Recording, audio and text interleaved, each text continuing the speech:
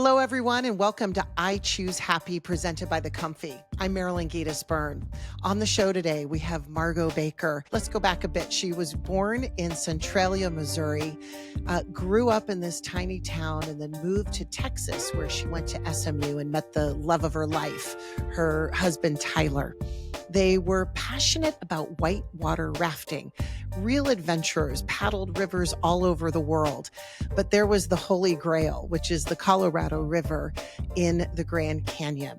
Once their kids were old enough, they got a group of about 15 people together to go and spend 2 weeks paddling down the Colorado. And that's where our story begins today with Margot. And so we had booked it. We were all ready to go. And my dear friend, the co-conspirator putting together this trip, wound up having some kind of arthritic experience. So she just wasn't sure she would have the vigor to do the whole trip. And she'd signed up her 13-year-old grandson to go with us. And so it was all going to be great. And then kind of at the last minute, she had to back out, and she had her son, who's the uncle of this boy, take her place.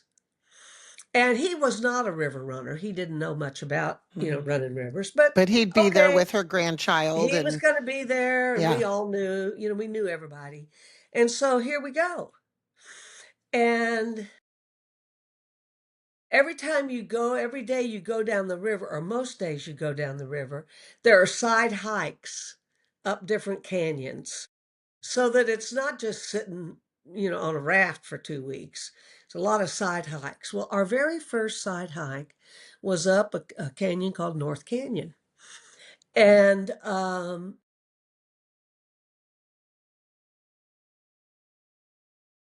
we were all on the trail, and ahead of me, I hear someone kind of stumble, or, pebbles and rocks start falling down the hill. And then I'm hearing this above, and I'm hearing the guide say, "Man down, man down." And I hear the thud on this rock shelf. And then scrambling, everybody trying to scramble down, and the word coming down from the people who were closest to it saying, "It's Andy, it's Andy, it's Andy." Finally, I get that information. Turns out my children were on right ahead of and right behind Andy as he fell on the trail. And Andy is the 13-year-old grandson of your best friend, Barbara. Okay. Right. Okay.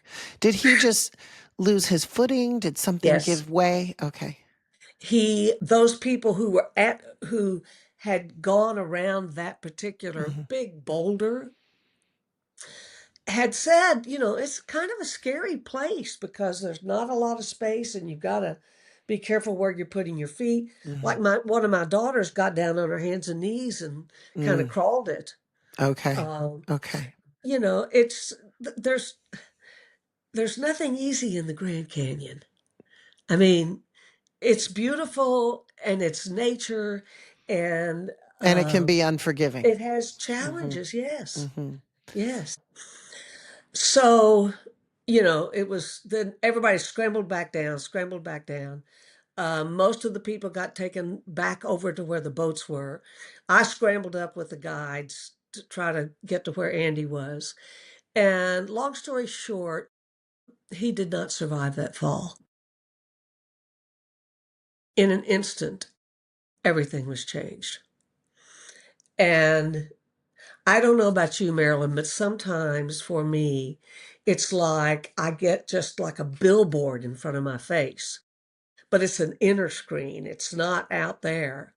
But here is this billboard as I'm there trying to save Andy's life and fail.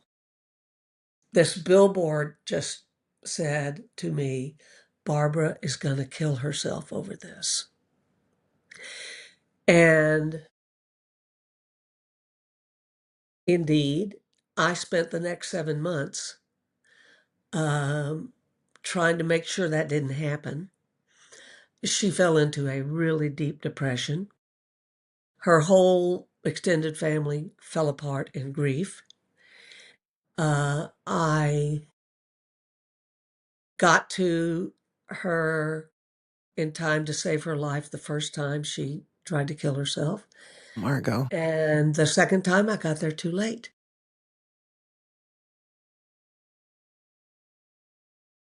And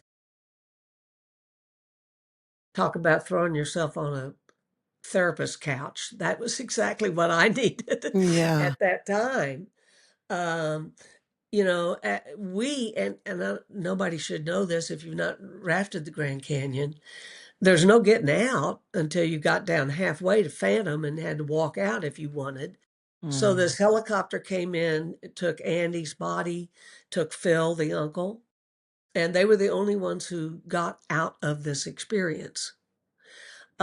We, on the other hand, paddled the next 12 days My gosh. until we could get uh, to the end of the river where we could get out. What was going And through your mind at that time as you're just, I can't imagine.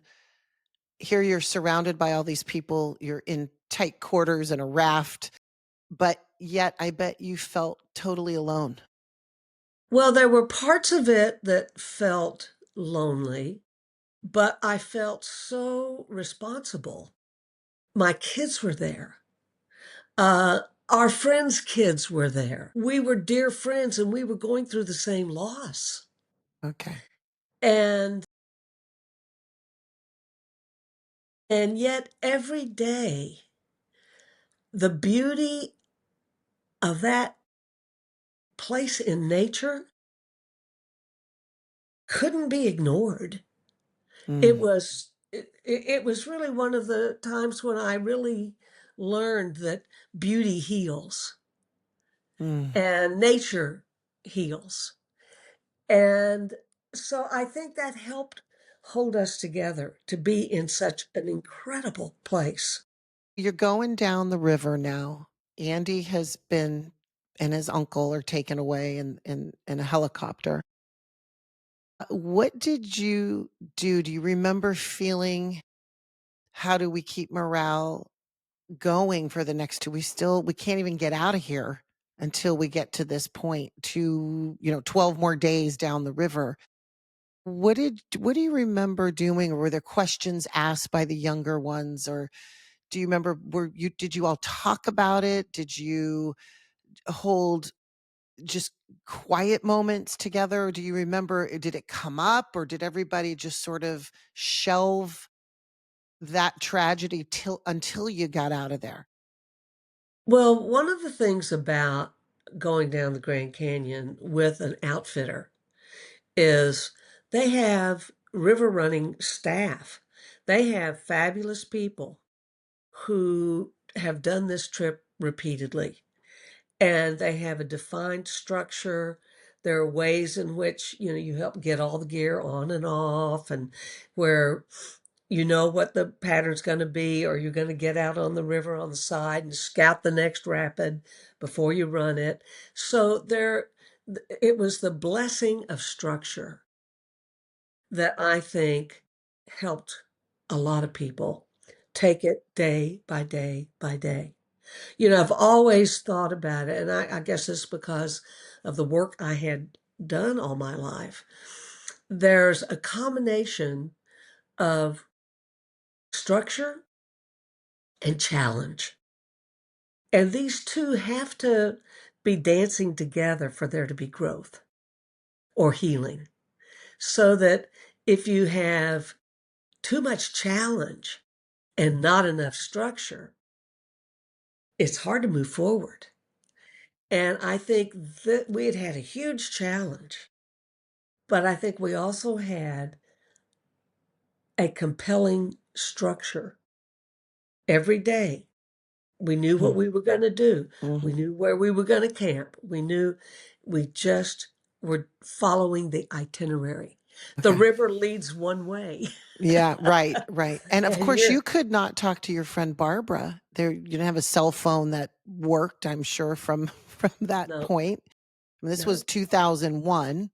right. So you When didn't we know for got, those 12 days how she was doing or how she got word, or do you remember how you Well, I found out did. about? They did, halfway through the Grand Canyon, you get to a place called Phantom Ranch. And Phantom Ranch is one of those places that hitchhikers or hikers can hike down to and Mhm. stay at Phantom Oh, Ranch. nice. Okay. Or you can come down river and hike up a little bit and stay at Phantom Ranch. Okay. But right before there was an actual telephone booth on the hiking trail at a ledge just before you got to Phantom. Hmm. And they paused there long enough for me to go up and make a collect call to my friend Barbara. Mm. And she actually was home and answered it. So uh, What was that that conversation like, Margot?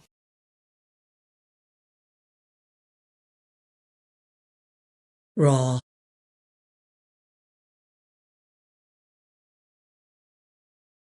it was very emotional. And at that time, the family was all trying to be together, which was good. What happened over time is the bonds frayed and things fell apart. I mean, grief can destroy connection. And in this situation, it did. Between you and Barbara? No, No. between Barbara and the mother of this child who had died, her Mm. daughter, Mm. and son-in-law, and there was another 8-year-old little brother. Ah, And I mean, it was a really difficult time for that family. And unthinkable. Unthinkable. that family didn't survive it. Mm. There to this day, of course, now it's what, almost 25 years later, Hmm. but the only living member of that family now is who was that 8-year-old boy. Wow. Everybody else gone Mm. with different versions of how to leave. And so Barbara is obviously at that time feeling tremendous responsibility and guilt about maybe not being there, about Right, sending. exactly, Yes. exactly. And then you're feeling this tremendous weight of, um, here's my best friend, and this was on my watch. Yeah, it was a really difficult time. Um, and coming right on the heels of helping a dear wise elder friend through her own transition and learning so much and feeling like I was moving into another version of myself. Well, what a Um, dichotomy, Margot. Tell me. Here, you're And helping your elderly friend as she's succumbing to, was cancer for her? no, just, Old age. congestive heart failure at 89. Okay, so you're helping her, helping her know it's okay to cross. You're shepherding her there, and I now. had, yeah, I had listened. She had asked me if I would listen her life out of her. She wanted to be known for who she was at that moment Mm. and for everything that had led her there. And all of these rich conversations, all of this clear intention. Wow. It's like here I was learning to be totally present at a big transition and had felt like it was a growth opportunity. And it was almost like, oh, really? Well, let's try this one on. Hmm. Let's just see how well you can stay there. I mean, it was opposite end of a continuum. Wow. And So she passes, and now you're in this position where you're doing yes, everything you can to hang on to Barbara. and keep her here, keep her depression from overwhelming her, you know. And of course, in these situations, what do you learn? Well, some's your work to do and some's not your work to do. And as much as you want it to be different, you're not in charge. And that's Um, that's somebody else's journey, life journey. yeah, Yeah. yeah. What did you So, do to try to help Barbara stay? I mean, did you feel that oh, were these like daily visits? Were you, I mean, absolutely. yeah. Absolutely. Camping, being present, helping her get to the resources that she was looking for, listening to all of her ruminations about, what was going on with the rest of her family. Mm, I mean, we had been dear friends um, for 30 years, going to grad school together. This was somebody I knew and loved dearly. and you couldn't ultimately save her.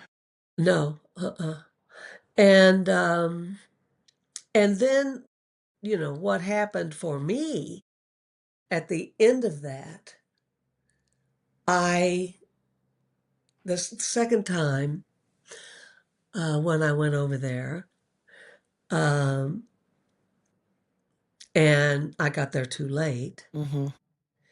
Then here come, the police and the medical examiner, and I have to stay there and essentially be interviewed as though possibly I'm somehow involved in the wrong way with this Wow. death that we don't know. But then they said I could go home. And it was like I was just uh, almost unknown to myself because of this reality, the finality of it. And so I'm in my own home, which is just a few blocks away. And I'm just kind of staggering and walking through my living room to the front hallway, to the dining room, to the kitchen, to the den, walking this circle. And no one was in the home. My daughter was off at school, another off at college. Tyler was at work. I was there by myself. And I'm walking this circuit, uh, and I hear someone in my house. I hear someone say out loud, I hear somebody say, I choose life. Mm. And my first thought was, well, who is here? I didn't know anybody else was in my house. And I started walking in this circle some more, and I heard this again, I choose life. And the third time I heard it, I realized I was the one saying it. It was like I wasn't in myself enough to notice that I was the one saying it, naming it, claiming it, becoming it. Ah, I did not know. And as soon as I heard it, and I knew it came from the inside out, I knew it was so. mm. I'm choosing life. That begins your healing journey. That's the beginning. Margot, how powerful is that? And then to come into the realization, this is you. This is some place deep inside of you Hmm. that is, I don't want to say course correcting, but it's almost like setting the foundation right from this moment forward. Next chapter. Next chapter, you're not going to, There's no going back. no. Now, there are parts of you as your experience begins to be guided by that inner light. Um, there are parts of you, that weaver inside of you is remaking the tapestry, is pulling to get things together and they fit better and they serve deeper purpose and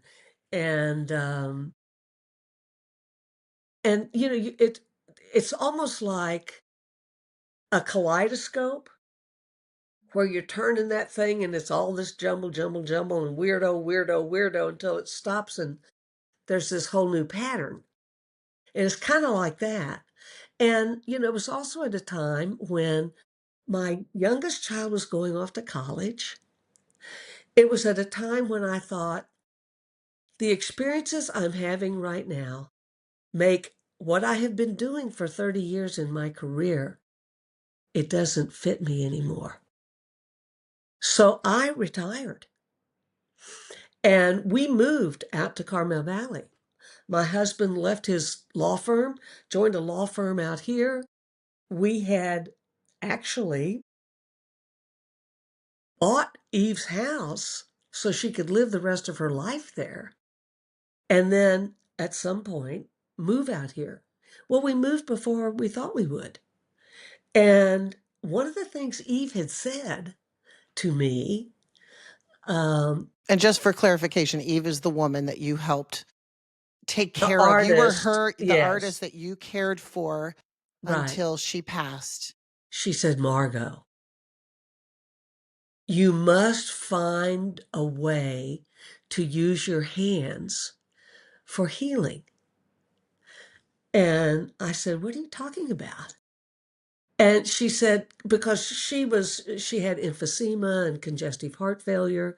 She had a lot of swelling in her lower legs with bandage and weeping in her lower legs and Ugh. bandages that had to be removed. And it was excruciatingly painful. Mm. So I had to learn, I'd never done that before, but I had to learn how to do it and minimize pain and then get them wrapped up again and then kind of help her feel calm again. And it was that experience that made her say that to me. So Well, you were doing healing I touch mean, without it was knowing it. Yeah. love was leading the way.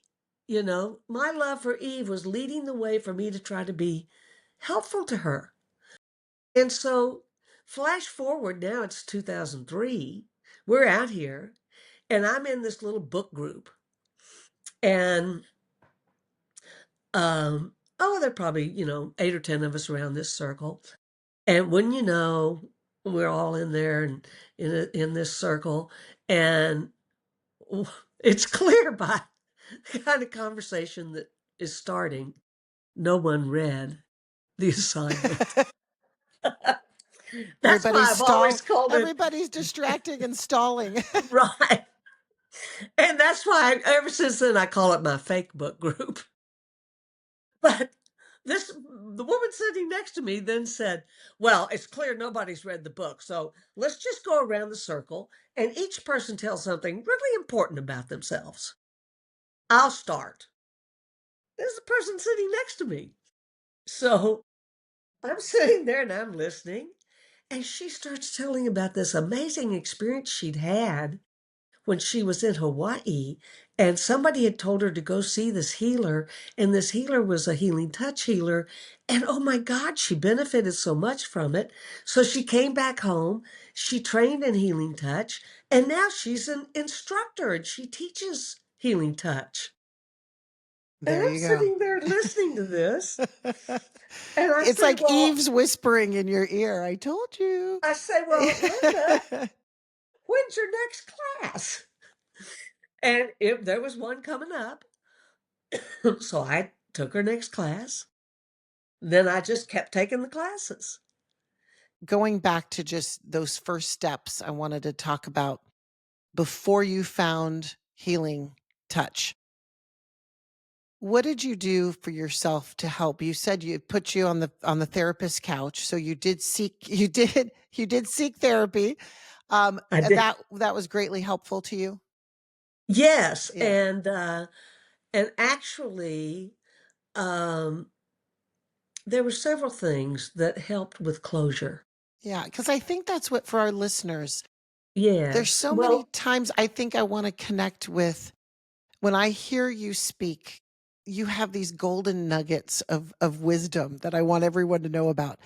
And I think it's if someone could hear those tangible steps. I mean, what can you do? Because that's the problem. People say, "Okay, I'm choosing my happy.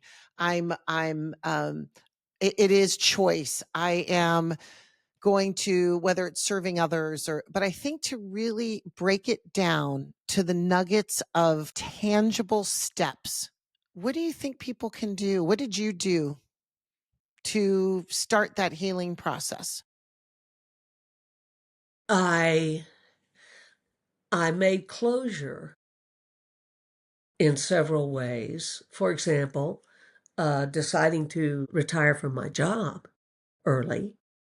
That was a way of ending one commitment and freeing myself for next opportunities, not knowing what they were going to be. Mm-hmm. I And also that think, required some trust. I mean, yes, serious going, trust. taking, just stepping forward. Yeah.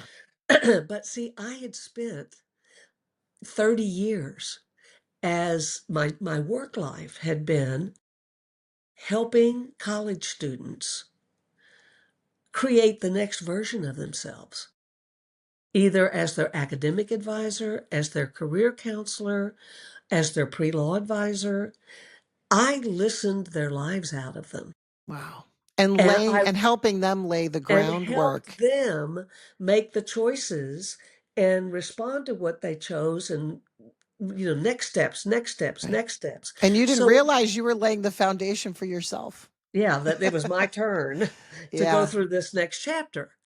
So then I think also one of the things, I think this is, and I talked a little bit about structure before, Hmm. this is where one of the things that is structure is ritual. Ritual is a form that is honored and conducted in the same way. Mm. And that is comforting for a lot of people. Yeah. So in Barbara's, Especially around closure. yes, in Barbara's suicide note to me, she asked me to spread her ashes on on the Guadalupe River because we had paddled the Guadalupe more than any other river. And, you know, it- it's very strongly back in my awareness right now with all the flooding and all the death on the Guadalupe in the hill country of Texas right now.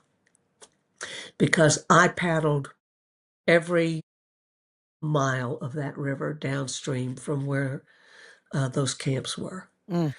starting at Sisterdale. And so it took me several months through all this therapeutic time. Mm. And then I was thinking of going ahead and moving to California, but I said, I'm going to go down to the Guadalupe and I am going to put Barbara's ashes, some in each of the river crossings where we started each time. And I drove down there and I spent an entire day. I'd start, let's say, at the Sisterdale crossing, take two camp chairs out, sit them on the gravel bar like we were camped there, Mm. and Ritual. remember Ritual. everything. That's right. Remember everything about that part of the river and who we had been at that time. And when that felt complete, I put some of Barbara's ashes right there in the river. Watched it all go downstream. I did that. It took all day long. And one of the interesting parts of that was closure. At the last place, there was a rapid, it was Waco Springs Rapid, and then a little bit beyond that is Slumber Falls. And so I'm down at Slumber Falls now, remembering times we'd done that part of the river. And of course, as the day progresses, I cry when I have all these memories. So there's And release. yes, there's And release, it's emotional release. And and so, really to me a brave way to turn into the grief, to feel it, to and it's cathartic, I'm sure, for you yes. even now looking back on that you chose to face that all. And one of the interesting things about that last throw into the river at Slumber Falls, on the opposite side of the river, the road comes down right about there and then goes along the other side of the river. And I've been all by myself for all day long at these sites. It's in the middle of the week, and I hear a car coming.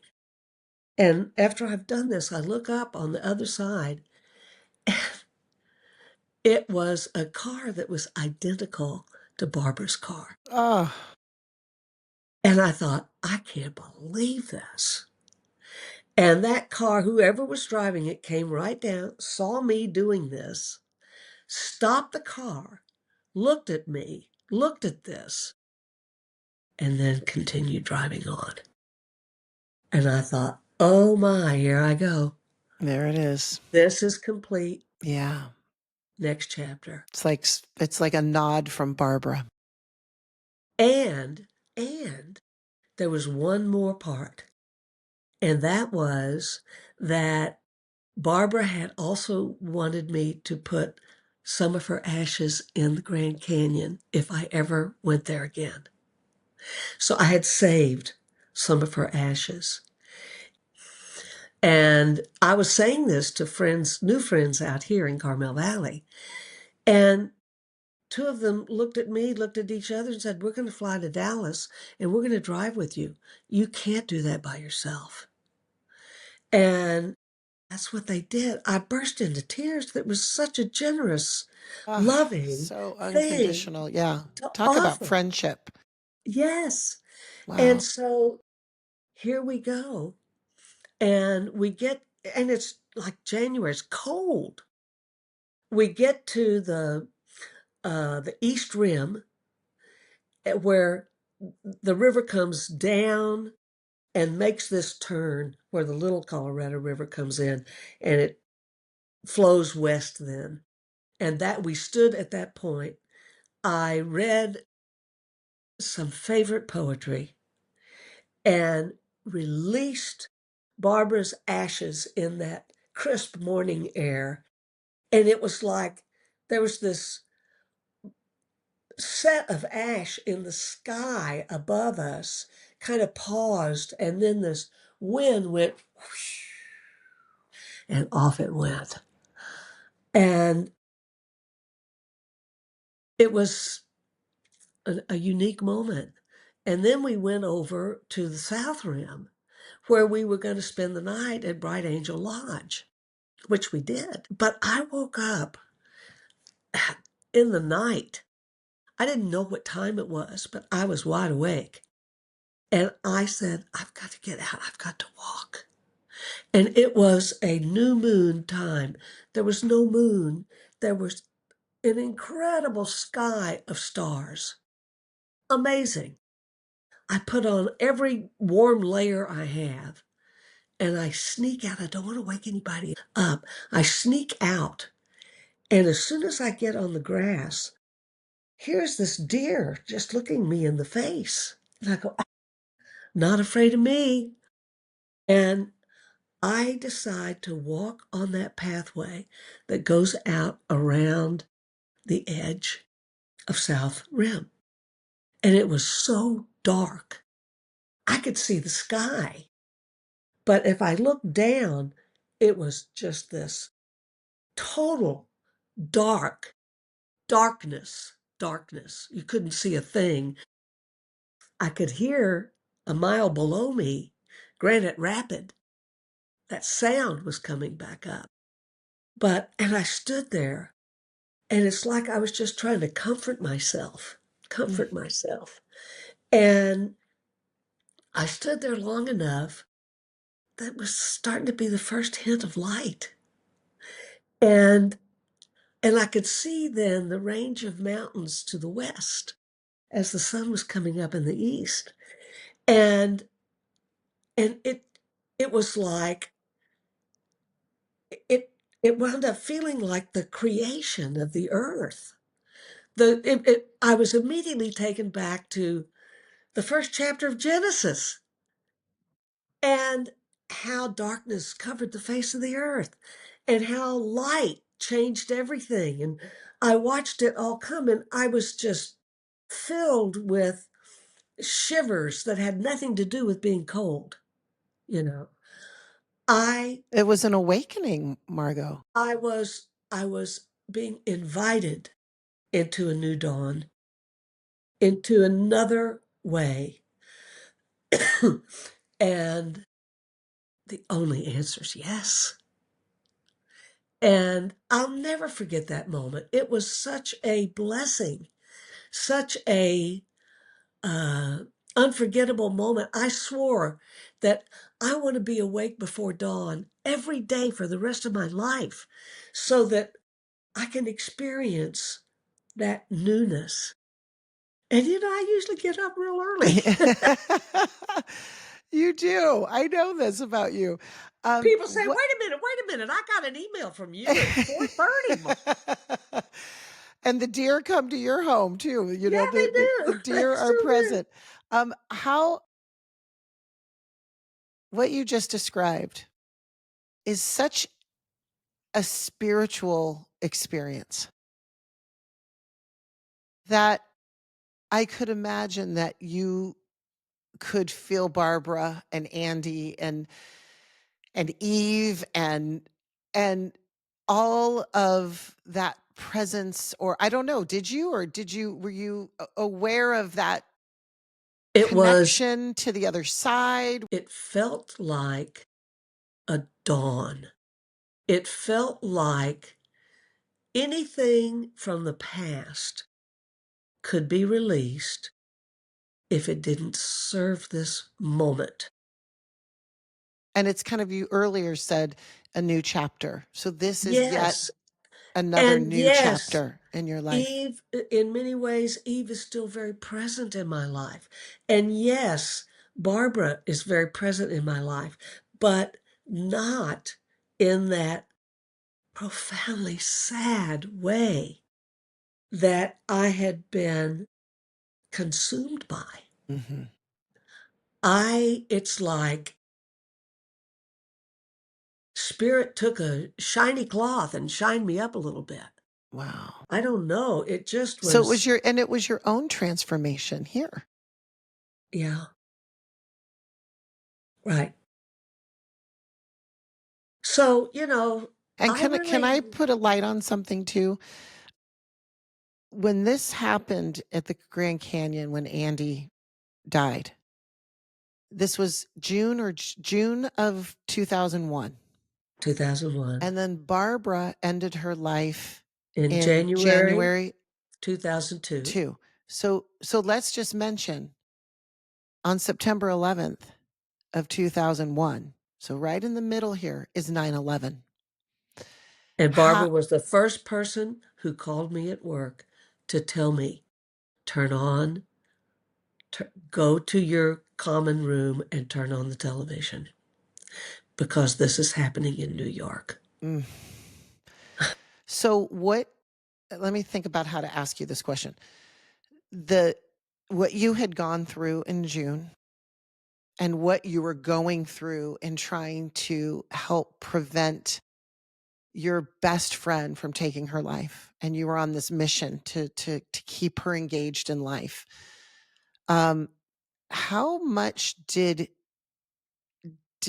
your personal life, or how did it go together? How did you even assimilate what was happening during 9/11 and this sort of collective grief, this heaviness around the world, as it was, as there was this juxtaposition in your own personal life, this battle that was so big?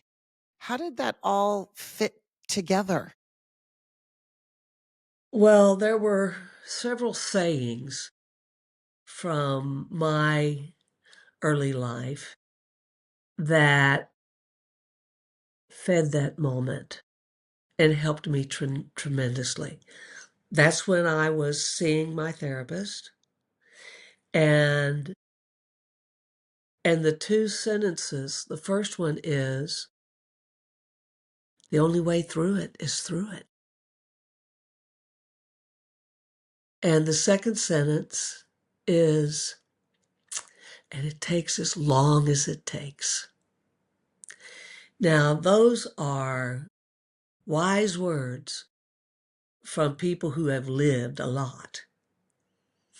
And I had heard those words growing up. My grandma would say them, you know, So they were anchors for you. There was they something you were could tap anchors. into. Yeah. And they were anchors for my therapist too, because she'd grown up, in her case, she'd grown up, in East Texas. The only way through it's through it. Running from it isn't going to get you there. When you go through it and allow it to take as much time as it takes, Yeah. you quit running away. One of our other podcast guests was saying that you're going to have that date with grief eventually. So get on the grief train and feel it. And she was Yes. saying as soon as you can, because she said she prolonged it for 6 years. She pushed it off, but she said that she just didn't have the strength, or maybe she felt the overwhelm, or she didn't have the courage at the time to do it.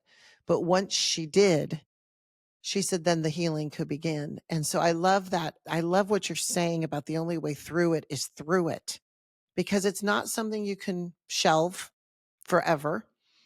And maybe some people work real hard trying to do that. Yeah, well, honey, I had every diversionary tactic in the book, but I'm just telling And you. that's being human. But Yes. eventually there was that fire in you, or that I choose life. It was embodying that phrase that you heard yourself saying, that I'm going to make a choice here. Yeah. And I think it does come down to choice, doesn't it, Margot? Yes, but there are also uh, ways that you can encourage others to deepen their own access to that within. And Marilyn, you know this. This happens in all the work we do. There is nobody we serve in the cancer community who wants to have cancer. No. No, it's suddenly your life is turned upside down with a diagnosis. And, everything's dumped out, and you've got to find a new way. And the thing that I love most about getting to do healing touch in a situation like that is that the invitation is for the person on the table to get still, quiet, in receiver mode. Not a thing they have to do. Don't fix it. Don't manage it. Relax. Slow your breathing down. And that's when it starts becoming an inside job. Because one of the things that happens, you're no longer just living in monkey mind up here. Yeah. And you said something profound too, is when you get still enough, you can hear the whispers instead of the shouts. I Right. think we all get busy, we all get distracted, we're on to the next thing, on to the next thing.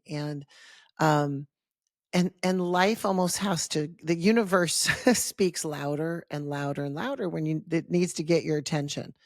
Right. And so it's so true of healing touch. And I remember being on that table shortly after being diagnosed with breast cancer. I was 40 years old with two young kids, as you remember. And you told me, just whatever comes, allow it. And I was on that table, and if the tears needed to come, let them flow. And you allowed me to take off my mom hat, my work hat, my wife hat, and just be. And there was something in that hour I would spend with you every Monday that I was able to get quiet and still enough to tap into a part of me Exactly. that where my body wanted to do that healing, my mind wanted to do that healing and get quiet enough to kind of get back in touch with myself because Yep. the thoughts and it's hard to sleep and all of those things. I think now as a provider myself, and I have this wonderful privilege of working on newly diagnosed cancer patients who are going through treatment. And this work is so wonderful because it helps alleviate nausea with chemotherapy, heat buildup with radiation, and also the healing times. I've my own oncologist, Dr. Nancy Rubin, talking about how she sees faster healing times after surgery. She said it's just without a doubt. And then I remember Stanford saying people who do, they don't know exactly how to measure it, but people who receive healing touch have better outcomes on so many levels. And I've seen it. I've seen it. And just the peace that comes over people. There's something there. I don't know if miraculous is the word, but there's something powerful that happens when two people are working together. And that's why we call them healing partners. And I just, being a recipient when you were my provider and now being a provider to others who are receiving, I've really been able to sort of assimilate that experience in a new Yes. way. It Yes. works. It works. And what I love to share with everybody is that Margot bringing this work to our area, and again, the nonprofit is Healing Partners of the Central Coast. It has been expanded. We're doing work at the bedside in our local hospital, and Margot has been steadfast in making sure we keep this free to the patients because and that means that the providers are doing this on a volunteer basis. But we're reaching more and more people out there who need this kind of nurturing, this kind of care. It's really beautiful, isn't it? I mean, how lucky that we get to do this work I know. I know. and see the usefulness of it. Hmm. I it just makes my heart sing. Yeah, me too. Me too. And I think hearing your story, Margot, I want to conclude with asking you for someone who's listening out there, what would be the one thing you'd really like them to take away from your life story? Gosh, each person's life is so unique. Um, I think I'll use a river analogy, Okay. but I know when I was learning how to paddle a canoe, and I'm first thing you do is you hear the rapid ahead of you, and you notice you're getting a little scared. Oh my God, am I gonna capsize? And the instinct is to try to slow it down, back paddle, back paddle, back paddle. No. Then you get close enough and you're right at the top of it, and then you see a way through, and then here you go. And rivers and flowing water have always been one of my greatest teachers. So I always would urge anyone to think about, where do they feel most alive? What's the circumstance where time drops off? You're not concerned Hmm. about anything else. Or You're where the just flow is where the natural. flow is. Yeah. And and when times get tough, it's hardest to hang on to that notion. because we're afraid we're going to get flipped out of the boat. We're going to, We want more control. we want more control, whatever. And the only way we get farther down the river is staying in the boat. So there's just being open to the evolution of how experience and reflection and choice come together to create the me you're going to be. And that was Margot Baker. Thank you so much for joining us on I Choose Happy, presented by The Comfy. I'm Marilyn Gatis-Byrne. If you'd like to keep the conversations going, we have a safe space for you in our I Choose Happy Facebook group. I'm in there every day, and it really is a sacred place to share your stories, share your ideas and your thoughts. So please join us there. Just go to Facebook and look up the I Choose Happy group. We hope to see you next time here on I Choose Happy, presented by The Comfy.